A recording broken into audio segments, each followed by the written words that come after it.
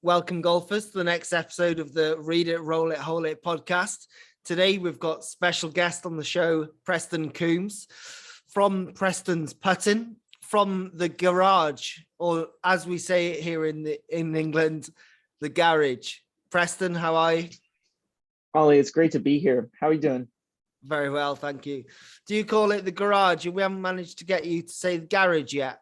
You know, I've been watching enough F1 since Drive to Survive came out on Netflix where I started calling it the garage. And my wife said, you better not start with any of that here.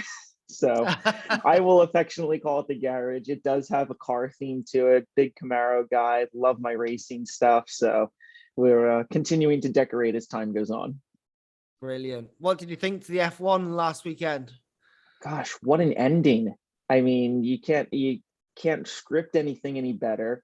I guess we'll all thank Latifi at the end of the day if you're on Team Red Bull for in any way, shape, manner, or form there. So leave it to the FIA to find ways to make it interesting and have some sort of controversy or controversy, as you all might call it.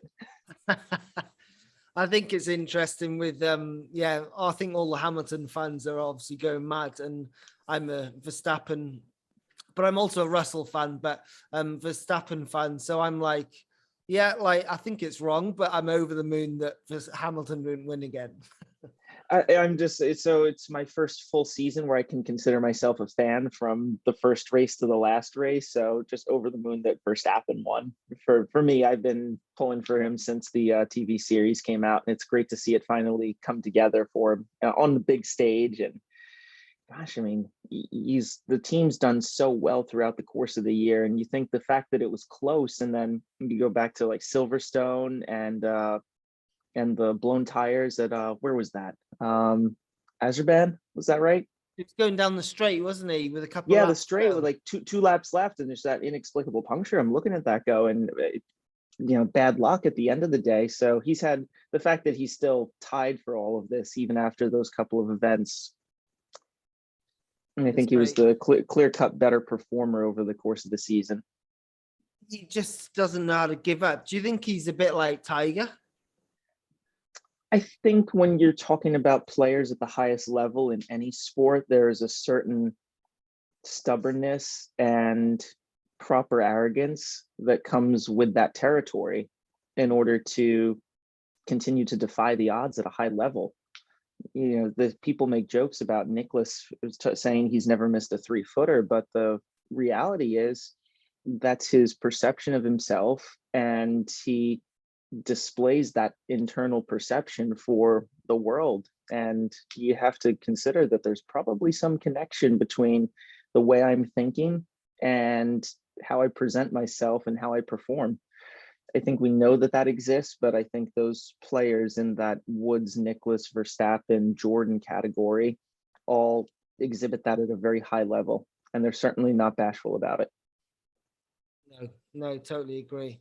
I think thinking out loud here, Sevi definitely was on that cusp as well, I would say, of breaking the rules. He was known for sort of, having a cough on someone's backswing, especially an American in the Ryder Cup. Yeah, I think actually I don't want to talk Ryder Cup. Sorry, let's not even go down that journey. I wasn't going to, but you brought it up. You guys, what do you think to the Ryder Cup, Preston? Well, I think Whistling Straits is your oddity for an example, just because it's home soil, and with the travel restrictions, it was very one-sided. So I don't, cool to win at the end of the day, but it'll be nice to head back across the pond for the next one and see where to from here. Undoubtedly a fun event. I was at Ryder Cup in 2008 at Valhalla. I was an intern and went back for the event that week. And I'll say that I've been to some really great sporting events. That's the most electric atmosphere I have ever been a part of. Nice. And I think that's what we're shooting for in all of this, right? Is that international competitiveness and the intense competition. And it's great that we don't see it every single week, but the fact that it's every couple of years and the heat's always turned up and the spotlight's on these 24 guys expected to perform at a high level because, well, that's why they're there. Sure. Absolutely, it's a wonderful event, and yeah, I think for us the loss hurt this year, and we hope to return the favour in Italian next in a couple of years. I don't know, Italia. That's what I was trying to say, Italia. So yeah, absolutely. Losses Okay, hurt for Preston. either side every year, regardless of the external circumstances. Absolutely. Preston, what who would you support? Say, let's say, you're a cool cat and you're gonna have you've got great players, you're gonna have some better golfers coming your way, and one day in a couple of years you'll have half the European team come for putting lessons. If you had 6 Europeans and no Americans, who would you support? Well, that answer is obvious. I support my team. Anybody that's on Team Preston's putting is getting the we'll wave the flag for them at the end of the day. So that's easy. Get Plus, in. there's something about the Olay chant that is just absolutely fantastic, and I'd like to actually be a part of that, or at least an excuse to be a part of that for at least one year in my life. I love it. So you're actually a secret European fan. It depends. Yeah, I mean, You can't you use have that to. on every answer today, by the way. Oh, I can't. All right, how many? It depends. Do I get? Do I get three? If so, I've used one already. I'll give you 3 and Three. one Okay. time. Okay. Okay. I'll have to keep track. Can we like run a little counter in the corner of the screen here? We can't have that answer for every question. Okay. So, Preston, going back to the garage, you've recently moved to Florida, built the garage in your house. Talk us through, that move and sort of why that has come about, and how's it been going? Yeah, the move from Santa Barbara, California out to Orlando, Florida, obviously not without its trials and tribulations when you're trying to move across the country and set up shop down here. But my wife Amanda has been very supportive of the move and the change to make the shift to part of the country that's easier to access. When we're talking about the world being your market and travel starting to come back, a lot of players are willing to make the trip to go find the specialist, go seek out the person that they think is going to give them the best opportunity. And I do those players a disservice if I don't position myself in a spot that's one flight, not two, to get to me. Santa Barbara was always you have to connect through somewhere or rent a car, and it's an extensive drive. And even driving up from LA, it's an ask to have somebody go 3-4 hours to battle traffic to come see you versus, oh, it's only a bigger portion of the state of Florida can be covered with reasonable driving. With I can come from any part of the country, and given that it's a tourist destination, you can pretty much plan on getting a nonstop flight to this part of the world. It's very accessible. It must be one of the biggest airports in the US, is it, or not?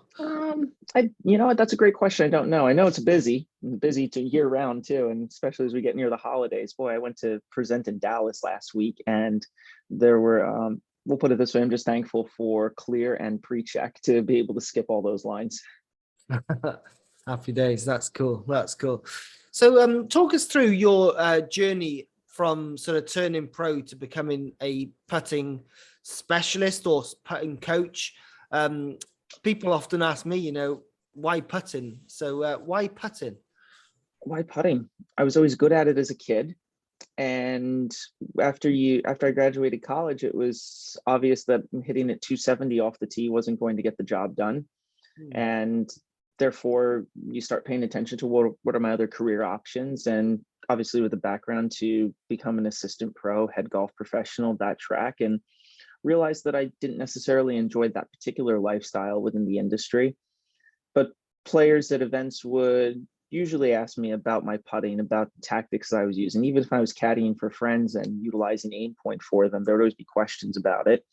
And at that moment, I started recognizing there's probably something here. At the time, back in 2012, I didn't realize what it was or what it was going to turn into.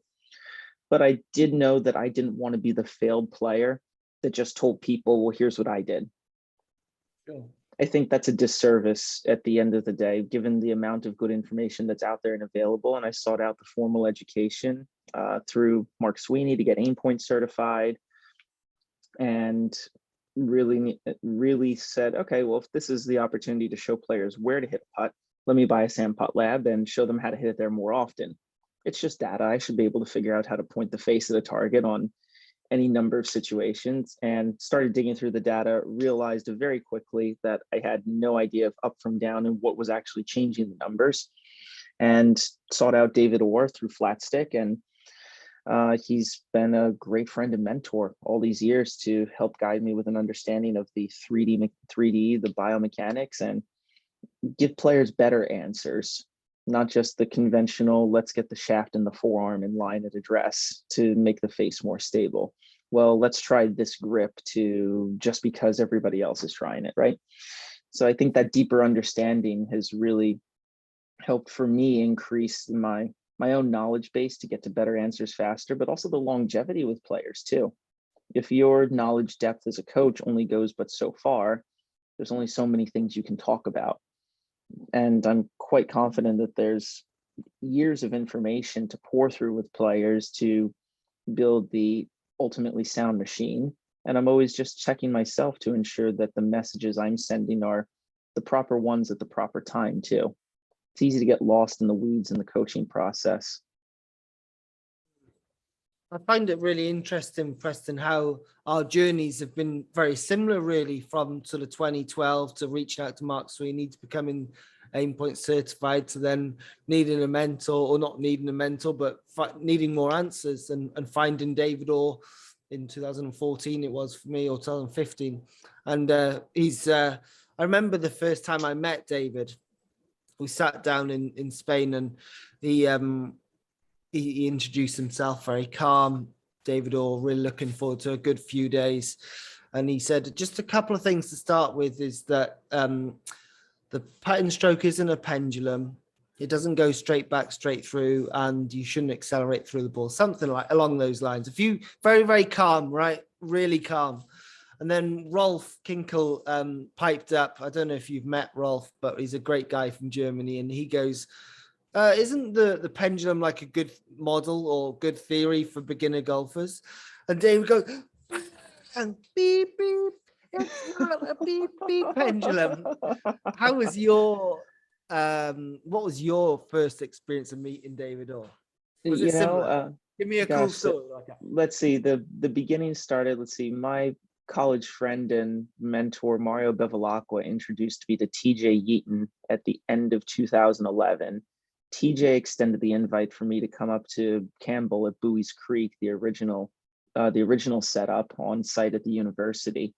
And we were in there on Friday night, and gosh, talk about being in the presence of the Godfather, I guess, right? Like this is the guy that you've always heard about, and it got very exciting very quickly. I think it was the triangle discussion, yeah, that popped up very early, and there were it was a no holds barred discussion about how it's not a triangle, how it's not a pendulum, and gosh, there's so many memorable moments from that night. I don't even know where you start. I do remember he picked on me pretty early because he knew it was from Jersey, and he's like, I gave some answer to a question about the symbiotic relationship between the player and the putter, and he goes, "Was that some Princeton education?" I go, "No, I went to Methodist."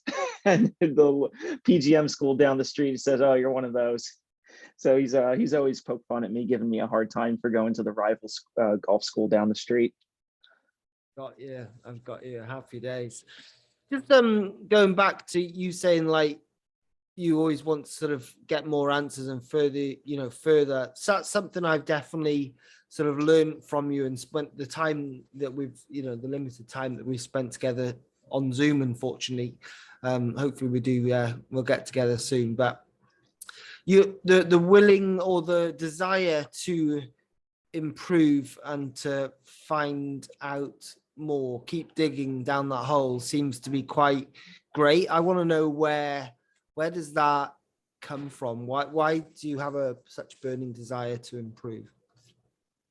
I hate mediocrity, and I think as coaches in this generation, we're responsible for providing the best information possible for our players, and that good information conveying a message doesn't come from made something up, or I took bits of information that I saw online or in videos. It needs to be solid, or you will be found out very quickly.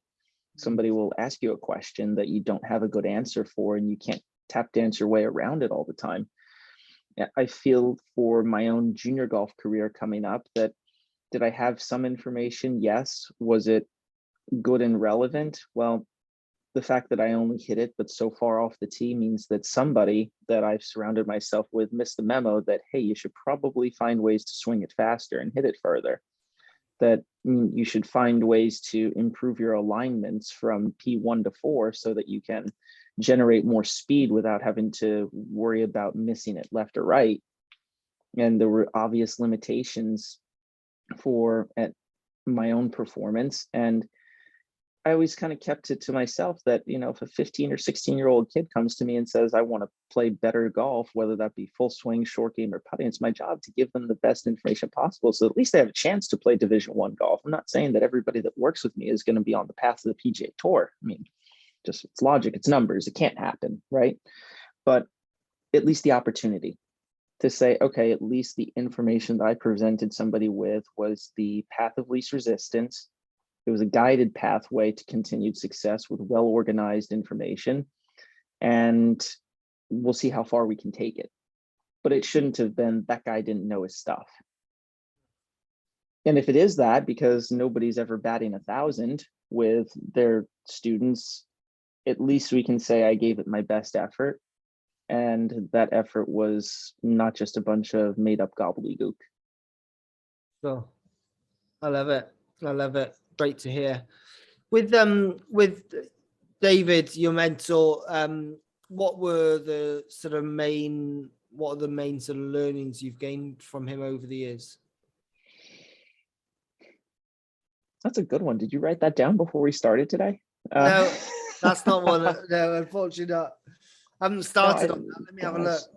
Gosh, no, This is boring stuff on here. The main stuff I've learned from David, I think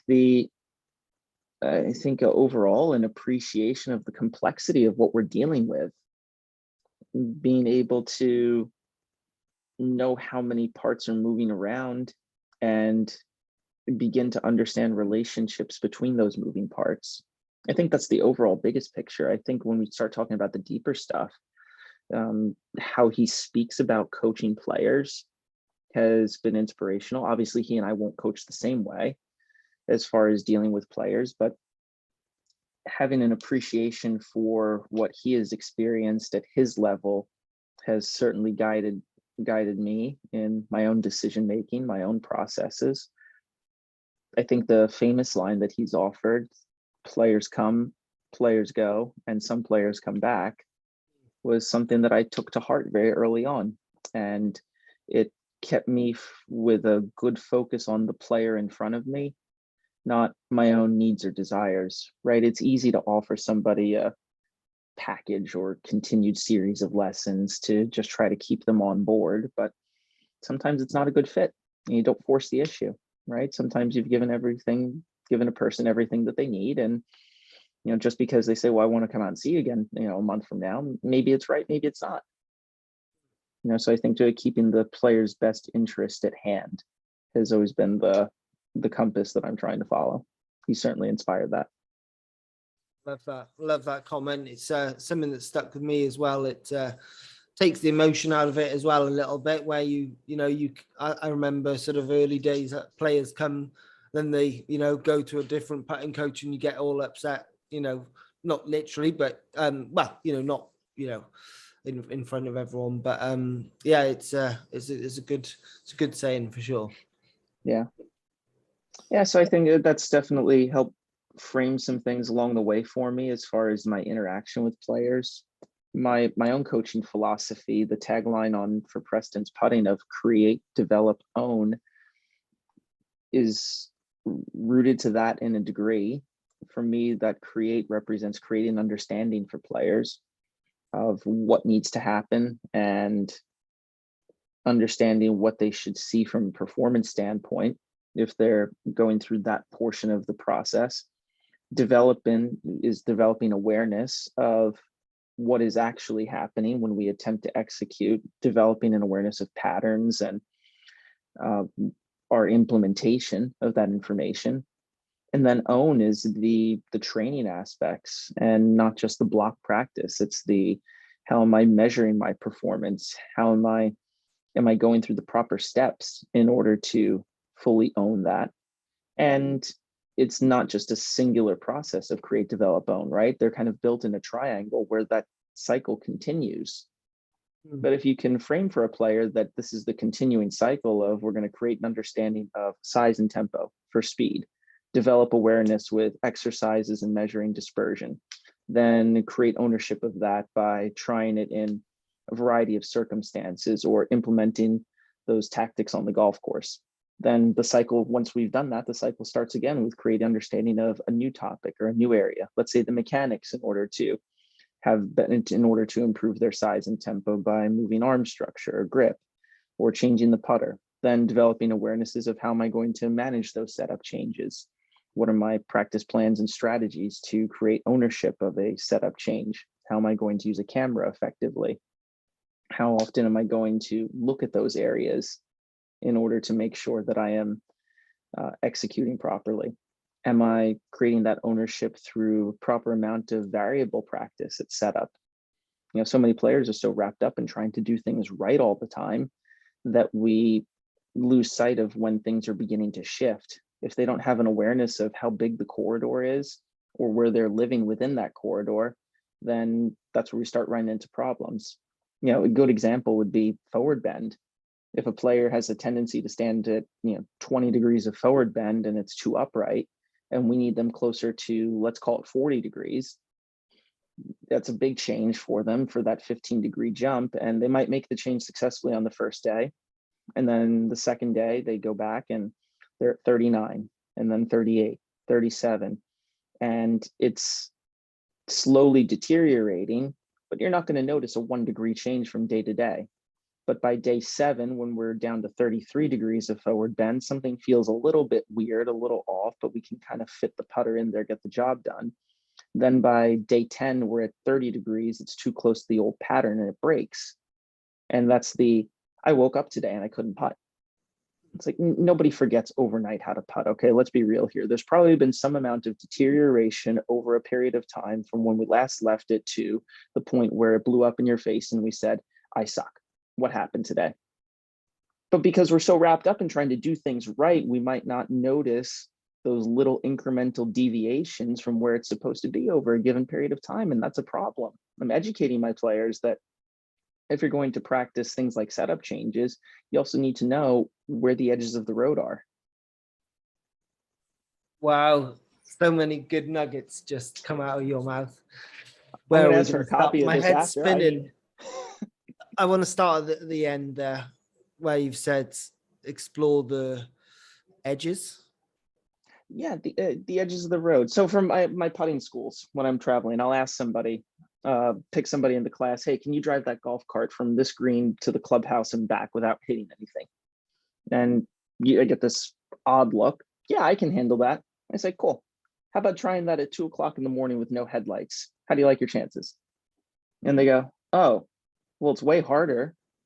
And I said, exactly. Why is it harder? I can't see where I'm going. I go, you can't see where the road is, right? And they go, yeah, absolutely. That makes sense. I said, okay, well, treat your putting the same way. If you don't know where the edges of the road are, it's tough to find the middle. If a player doesn't know that this is too fast or this is too slow, how are they supposed to find middle? How is it supposed to recognize that they're deviating from it if we don't have a frame of reference? The road might be wide in that category for a beginner golfer that's just starting out. I might ask them to go really slow, like an iPhone in slow motion, and go really fast with their best Brant Snedeker impression, and then back to the middle. But then as they become more experienced, and that certainly for a basic topic like that doesn't necessarily take too long, then we go, hey, here's a little bit too fast, here's a little bit too slow, here's just right. We'll hit some putts within a given size of stroke that highlights for them if the tempo is a little bit too fast on this particular surface, what are we going to expect the ball to do? If we're moving it a little bit too slowly, how far will we expect the ball to go? And that way they can start crafting an awareness of what the middle ground is. because for something that's an intangible like tempo, we shouldn't be reliant on attaching something to the putter to figure out, is this too fast or too slow? We should be finding practical ways for the player to recognize this is moving at about the right pace for today. This is me. This is my stroke signature. Absolutely. And they need a way to find it when it's starting to get lost. They need to recognize it's starting to break. And I fully recognize that as a putting guy, I'm from a recreational amateur, I'm going to get maybe 15 minutes before they head to the tee.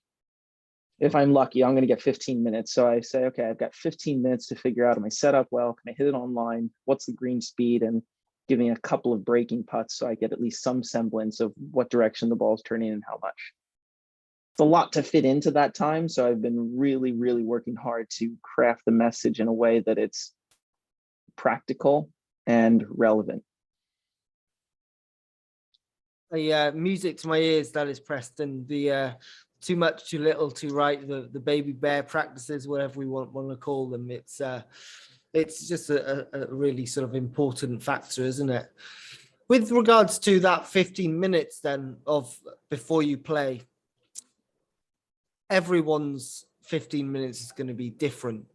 Are there any key aspects that need to be in there for everyone, apart from the fundamentals you've said already? Can you give the listeners perhaps some good drills or things to do in that area to help calibrate them? Well, there are baselines that I would call my everyday items that players need to execute. They need to have good awareness of what that list looks like. Everyday items would include, how am I managing my setup? So mirrors, I think, are useful if used properly. Not trying to use them to get my eyes over the ball for players all the time. But if we know, based on having worked with a coach, hey, here are a couple of stickers for where my left and right eye should be positioned on this mirror relative to the ball, and I get the distance from the ball correct, with those two things in place, a lot of other stuff should fall into place without working too hard. Arm bend, forward bend, head tilts, neck tilts, right? If I get just those two things right, the other stuff should be pretty close, assuming the player doesn't arbitrarily decide to grip down an extra 2 inches on any given day. But so poor players in that instance notwithstanding, that would be a good starting point. What if I could take that setup station, I could blend it with a baseline speed exercise? If I'm hitting my 8-iron and it goes 150 yards at sea level, it'd be very functional if the total range was between 146 and 152. But if I were hitting 8-iron and sometimes it goes 130 and sometimes 160, it's non-functional. So what are my baselines for speed? How am I creating a recognition that I can make the same size and same tempo stroke over and over in order to do like we do with 13 other clubs in the bag? We stand on the range and we hit balls trying to shrink our dispersion, try to get them to all finish closer to the target. We get to the putting green and we throw that out. What drill have you got for us for that? I'll figure out a given size of stroke that the player is comfortable with, find ways to measure it out, and then make sure that we're able to repeat that, and making sure that that repeatability is functional. So that goes back to, if we have a very fast tempo, we'd be hard pressed to make a small enough size of stroke to hit an 8-foot downhill putt. Versus we have a very slow tempo, it would be hard pressed to hit a 40-foot uphill putt. Stroke size need to be massive to accommodate that. So learning what those middle grounds are, I think is pretty important. Setting those baseline references for, how am I going to figure my setup? How am I going to understand the green speed on any given day? If I'm making that same size and tempo stroke with that baseline on a medium green and a fast green, I should recognize the ball's doing something differently, and it's not by virtue of me having changed. So bits of information, like information gathering like that in the first 10 minutes of being on the green, hugely important in my mind. I love that. So would the sort of speed drill there, for an example, be, like if I give the size of the stroke 12 inches, let's say, for an example, with a medium tempo, and the golfer measures the distance that ball goes on that day, and then measure it on a fast screen and see how much that changes? Yeah, I think I would encourage players to practice something like that. If you've hung out on the Instagram account, you'll see the 3 tees laid out in front of the player. And I hate using tape measures. Nobody's going to do it if they have to carry a tape measure around, but one grip length back and through sets a baseline baseline reference for a stroke. And with an average grip size and a medium tempo on a medium green speed, that ball goes about 12 feet. Obviously, there are other factors, right? Loft, impact, location, but that stuff for all the Top Gun fans out there, I think is below the flight deck, right? It's just, it's a little too far in the weeds to say, I need that to be my top priority. But if I get the two baseline pieces of a given size of stroke and the same tempo, I should get the ball to go about the same distance over and over. And my effectiveness with speed is determined on how small is that dispersion. That dispersion needs to be a particular size at the end of the day. It can't be a 3-foot spread from 12 feet. So if I'm hitting to a ghost hole that's 11 feet away, I can't hit one 3 inches by and 3 feet by and expect to be effective. How are you supposed to pick a target on a breaking putt, not knowing if I'm going to hit it with a speed that's dying speed or 3 feet by, right? None of it adds up, but it's so widely accepted because the player's definition of good speed is, did I 3-putt or not from inside of 20 feet? And so, well, that doesn't matter. If you're hitting the 12-footer 4 feet by and making the comebacker, yes, it's a 2-putt. No, it didn't hurt you at the end of the day, not in any massive way, but you're really limiting your ability to create positive outcomes if you don't have that baseline in place to say, I can deliver the cup to the ball to the cup at a given speed from a variety of distances. That's my definition of good speed. Can I create a good capture speed at 5, 10, 15, 20, 30, 40, and 50 feet? You know, is it a quality capture speed at a variety of distances? And a lot of players, it's not. And for or it's not good enough. Sorry to cut out. For listeners, can you define what good is from different distances? What's a good capture? What's a good dispersion? I mean, well, the dispersion has to change for the same reason that we see 6 irons end up further away than sand wedges. The target's further away, so the dispersion has to be bigger. For the good capture speed for me, roughly a foot by, about a grip length. It's a safe number. Somewhere in that 6 to 12 inch window gets the job done. But with full recognition that as I start getting further away, I can't depend on all of these putts getting to the hole. I really am disappointed when I see players out there with an alignment rod 2 feet behind the cup, and they're at 20, 30, 40, and 50 feet, and they have to hit 3 putts from 20 feet, get them to the hole, but not past the rod. Then same thing at 30 and 40 feet. It's really emphasizing that your only positive outcome is somewhere 2 feet past the cup from 40 feet away, but a putt left 5 inches short from 40 feet is fantastic.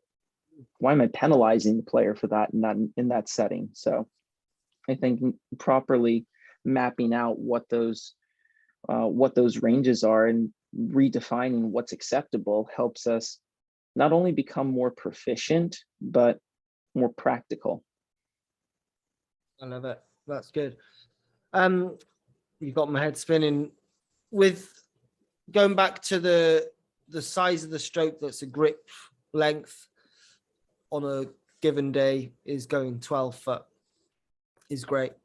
Now, as we know, when we go onto the course, we could be putting up to slopes, up and down slopes, 3%, maybe 4%, sometimes more. But if we stuck at 3%, what changes massively is how far that ball's going to travel up and down a 3% slope. Sure. To my understanding, it's between 50 and 60% more or less. Now, I don't know, can't remember where I stole that from, but I think it's in that ballpark, would you say? Thereabouts. I don't like assigning percentages to things because the math-driven players will really try to math it out versus maybe as part of my warm-up and those everyday items, maybe I should check out a couple of small base strokes of that one grip back and through on flat, slightly uphill and slightly downhill, just so I can tuck it away in my memory banks. And I consider that if our speed's good inside of 20 feet, it's probably the day's not going to suck. listen, I can't promise it's gonna be a great day. I can't promise you're gonna make everything, but it's just not gonna be bad if my Sure. speed's good inside of 20 feet. You know, if I have 5 putts from outside of that distance, you know, I should still have enough information based on that small base stroke to recognize, okay, I think we know it's some amount bigger than this, but it's just got to be in the ballpark. I just need to get it nearby from 30 feet. And Sure. again, if I'm a recreational golfer, just want to temper those expectations that if I've done my good short putt work and from inside of 40, I hit it anywhere inside of 4 feet, I should like my chances of two putting still. But what's the mindset for so many players? Oh gosh, 40 feet, here we go, another 3-putt. Hit it to otherwise a decent putt to 4 feet, you know, well within the normal range. And then they go, oh, great, here we go again. But meanwhile, if they smoke it in there from 170 to 4 feet, they're absolutely thinking, I'm going to make this birdie putt. So it's just a totally different mindset just based on whether or not we hit a 6-iron before, or whether we hit a putter before. In my mind, it's still a 4-footer, right? Yes, do we have external influences? Totally. But I also just want to make sure that the message is sent that if I have good systems and good processes in place, the prior club I hit doesn't matter. I should be able to feel like I can solve the problem. And listen, you're going to make mistakes. You're going to hit the 30-footer 5 feet by once or twice.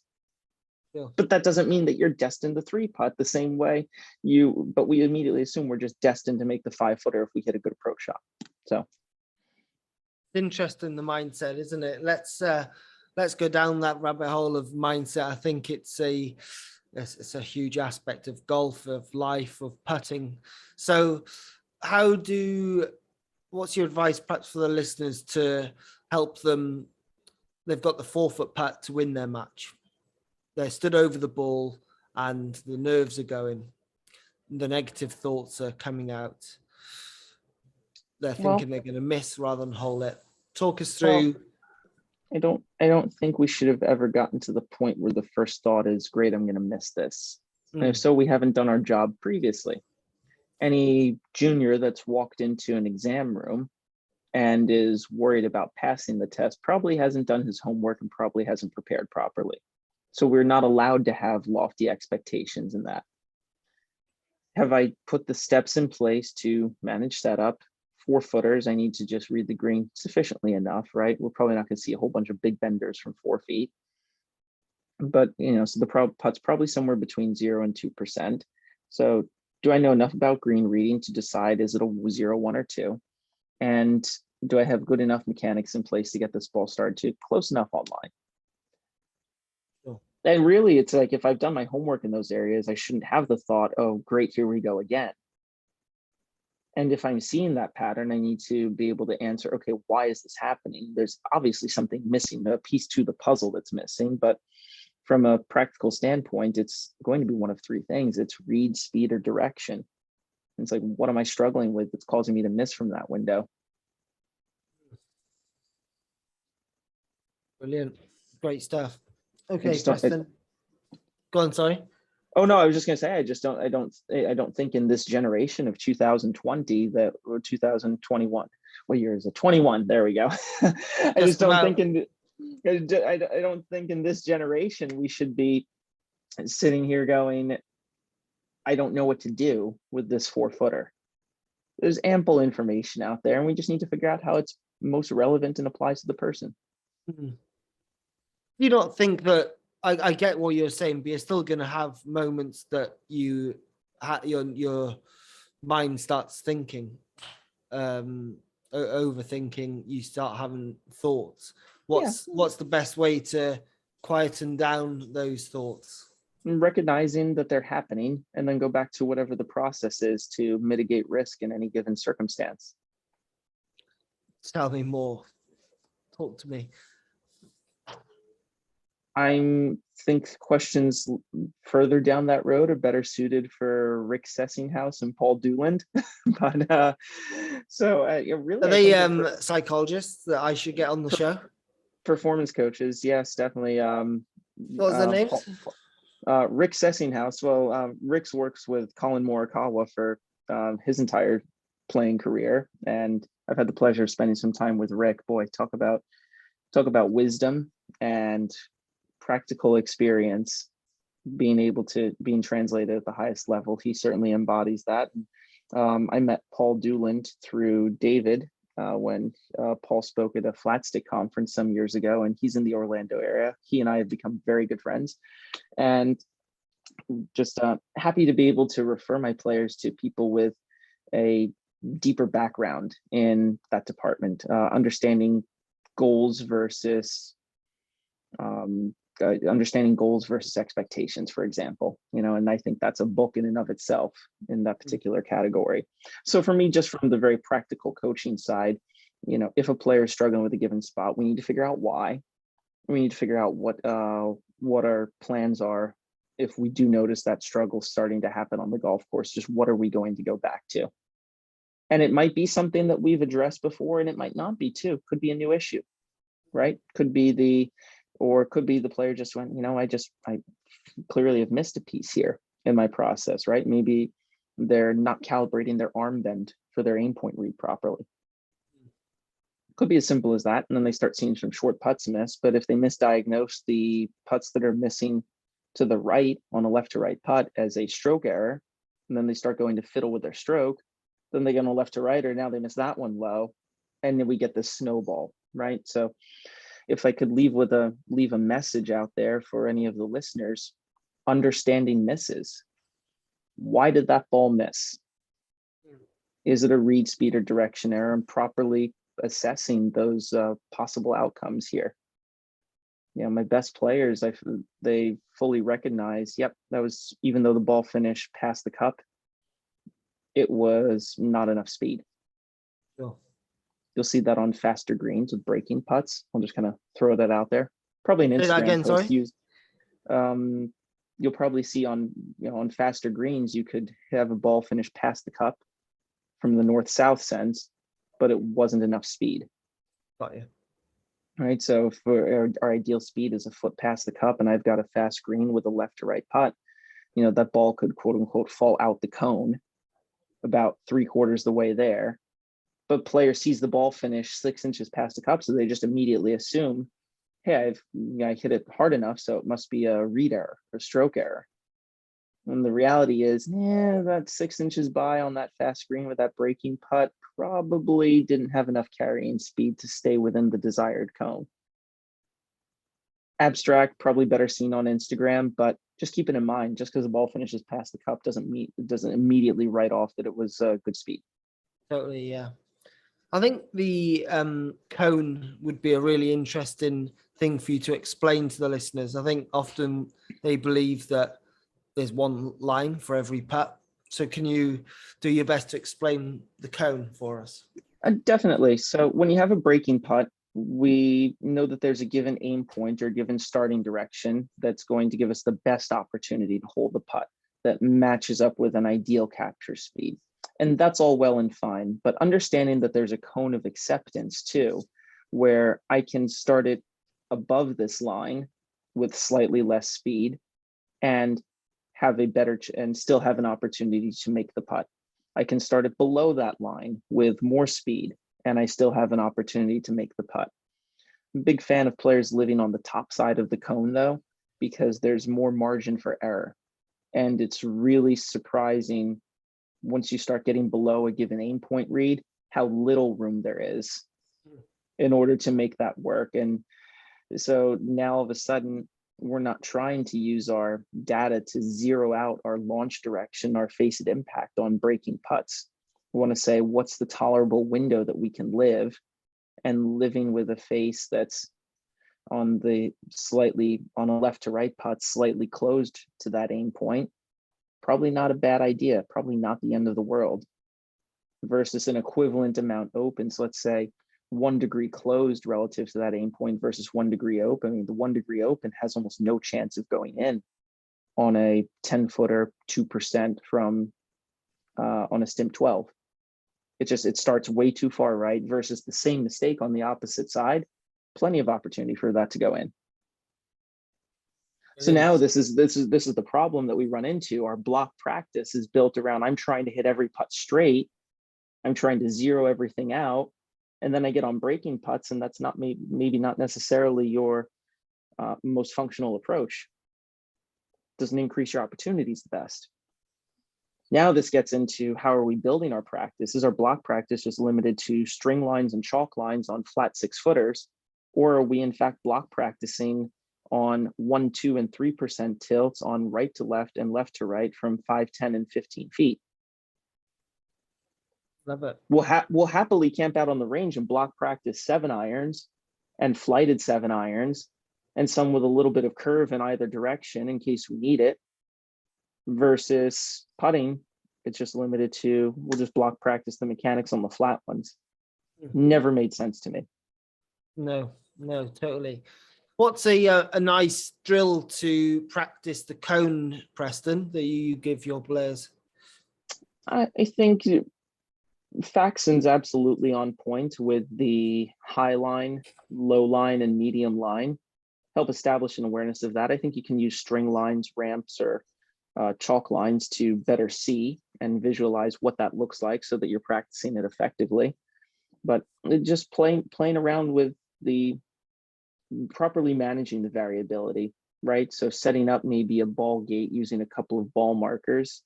Big fan of using ball markers instead of tees, because at least the ball can roll over the marker. You can see what happened if it's a miss instead of crashing into a gate and the feedback ending. And then you can say, hey, what happens if I try to skirt this putt, closer to the left marker? How much room do I have? Heck, can I hit it over the left marker and still get it to go in? Now, all of a sudden, we can start better framing. Here are possible launch windows that actually make sense for this particular putt. Great stuff. Thank you very much. Okay, I'm conscious of your time. Just got one more question for your, if you could just share with the listeners your favorite drill to improve green reading. Let's talk about aim point as well. Okay. Aim points for me, the most reliable system for being able to figure out how and why a ball breaks and adapt to different green speeds. I think the exercise we just talked about is really helpful for a player to see what our possible cones are, setting a given launch window, not necessarily completing that exercise to an actual cup. Ghost holes, I think, allow us to better see what's happening because we have concrete feedback for how far by the cup would the ball go if I were to play it a little bit on the low side, and start immediately recognizing that, hey, I don't like seeing this 10-footer go 3 feet by. Maybe I should shift my launch window further up the hill. So I think it's, we've been wrapped up in exercises that are just this zero-sum game of did I make it, did I miss it, as opposed to recognizing, hey, if I keep hitting putts on this launch window on this breaking 5-footer, yes, they all might be going in, but if they're going in with 3-foot by paces, that's something I really want to train. Definitely not. It depends. No, probably not 3-foot by speed. I mean, you'd have to be demonstrating for me some pretty exceptional talent in order to say that I can make this the baseline that I can work off of. And this goes back to corridors, right? That what's my window of acceptance? And if I'm going to deviate from the best possible way or the strategy that maximizes the size of the cup, if I'm going to deviate from that, I probably have even more stringent requirements for showing me that you can be consistent within that range. Fantastic. Preston, it's been an absolute pleasure. Really enjoyed talking to you. Thank you so much for coming on to the show. Can you just share with the listeners where they can find out more about you? Where can they take an online putting lesson with you? Where can you Course Kings is that right? Are you in Course Kings now? Or is that still in the Course Kings platform with Radar and the other guys there. That's been a great opportunity to share some info. You can find me through my website, prestonsputting.com. The Instagram is @prestonsputting, and if you care about baseball, the Twitter account for also @prestonsputting. The golf stuff on the website, online lessons available through that, Instagram, easy way to find me, check out some of the content and pick up a few nuggets along the way like you've allowed me to share here. So thank you for having me on. Thank you so much, Preston.